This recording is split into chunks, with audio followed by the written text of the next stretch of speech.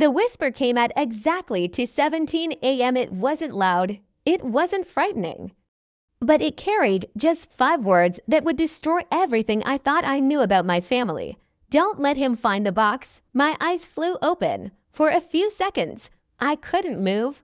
The room was completely dark except for the faint glow of moonlight slipping through my curtains. My heart hammered against my chest as I stared toward my bedroom door. Had someone just spoken? Or had I been dreaming? I held my breath. Silence. Then creak. A slow footstep echoed from the hallway. Another then another.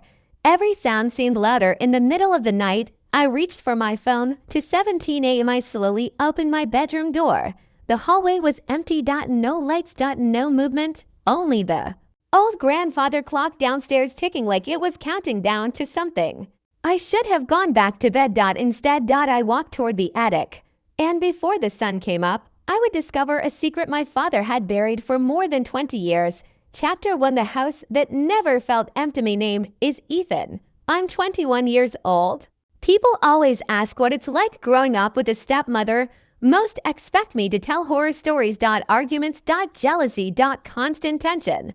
But that wasn't my life. Julia entered our family 3 years after my mother passed away from cancer.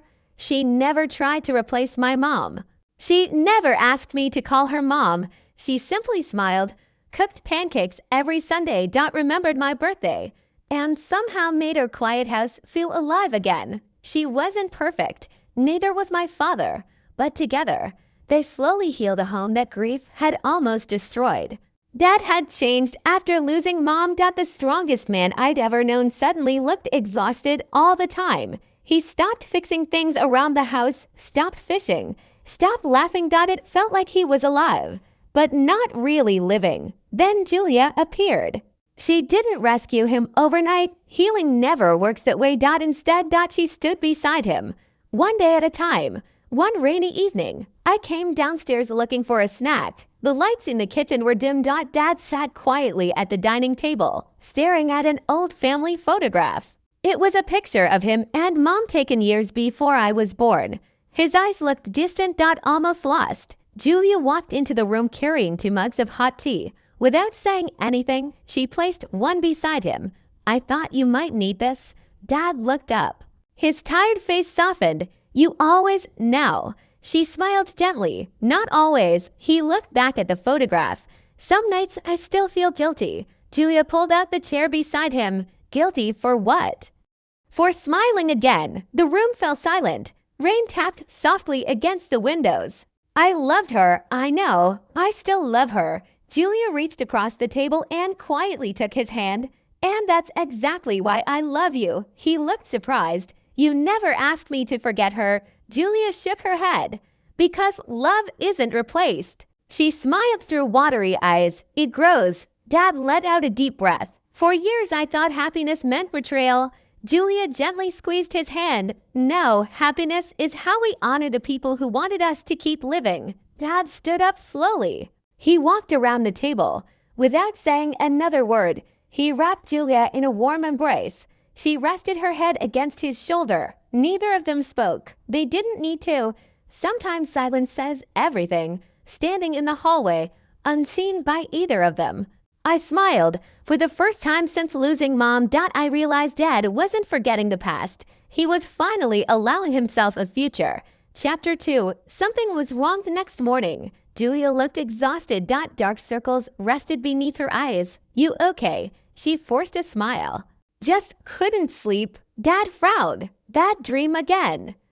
She nodded. It'll pass. But it didn't. Single quotes T. Over the next week, small things began happening. Cabinets opened by themselves. The attic door somehow unlocked. The television turned on in the middle of the night. Dad blamed old wiring. Julia laughed it off. I tried believing them, but deep down, something felt different. One afternoon, I came home from work earlier than usual. The house was unusually quiet. I heard voices upstairs. Dad's bedroom door was slightly open. I wasn't trying to eavesdrop, but I heard Julia speaking softly. I'm worried. Dad answered. He doesn't know. What if he finds out? He won't. What if he hears us? Dad's voice became firmer. Then we tell him when the time is right. My stomach tightened. Were they talking about me? I walked away before they noticed me. For the rest of the day, I couldn't stop thinking about their conversation. What exactly didn't I know? Chapter 3. The Whisper 3 nights later. It happened again. I woke suddenly. This time, the whisper was clearer. Don't let him find the box. I sat upright. My bedroom door was slightly open. Cold air drifted inside. Slowly. I stepped into the hallway. No one. Then. A faint light appeared beneath the attic door. My heart pounded. The attic had been locked for years, yet somehow. Someone was up there. I climbed the narrow staircase. Every wooden step groaned beneath my weight. The closer I got. The colder the air became. The light disappeared.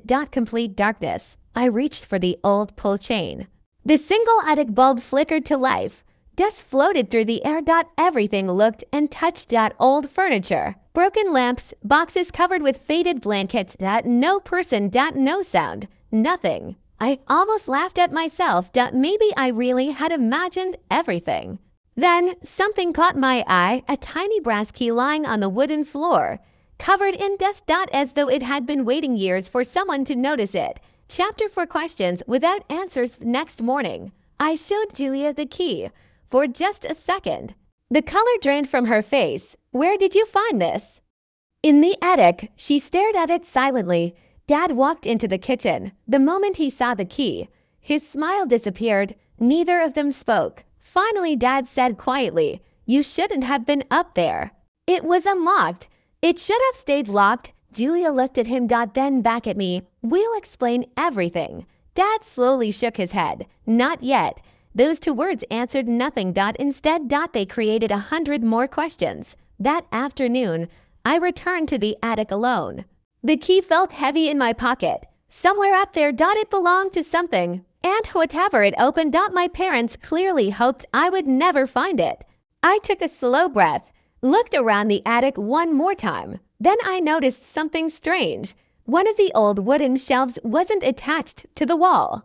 It sat a few inches forward, almost as if someone had moved it before. I stepped closer, placed both hands against it. And gently pushed. The shelf shifted with a long scraping sound. Behind it, hidden in the shadows, was the corner of an old wooden chest. Its surface was worn with age. A rusted lock sat on the front. My heart began to race. I slowly pulled the brass key from my pocket. It fit perfectly. I wrapped my fingers around the key, took one deep breath, and turned it.